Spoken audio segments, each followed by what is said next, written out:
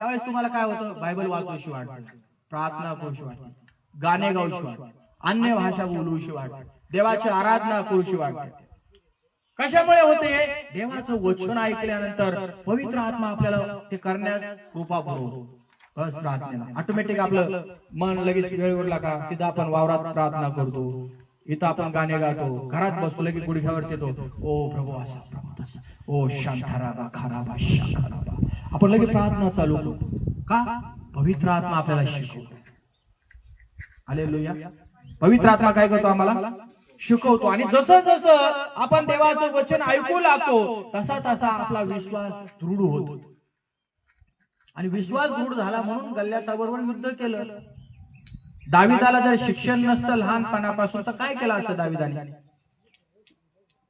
त्या सिंहापासून कसं वाचवलं असतं? त्या अस्वलापासून बकऱ्याला कसं सोडवलं असतं? भेड्याला कसं सोडवलं असतं?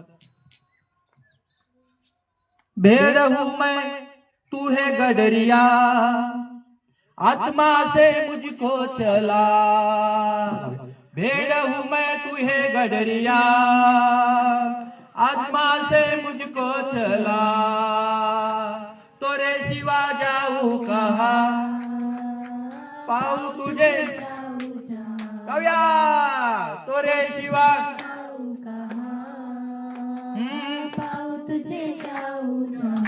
किधर भी जाएंगे यीशु को साथ लेके जाने का है.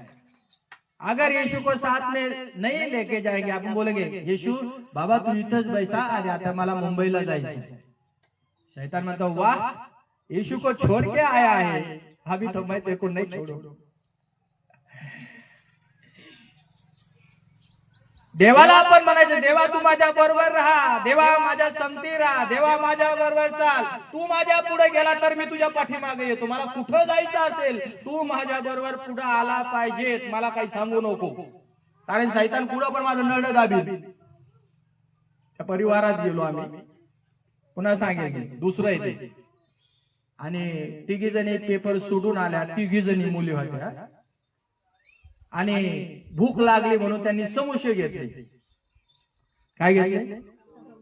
समोसे घेतले. आणि त्या मुलीला थोडी चेष्टा करायची सवय होती आणि ती पाठीमागे बसली सगळ्यात. आणि ती म्हटली आता आपण समोसे घेतले म्हणे, अरे ऐका ना, तिच्या मैत्रिणीला म्हणजे ऐका ना, कोणतरी पाठीमागून मला समोसे मागतोय, देऊ का त्याला खायला?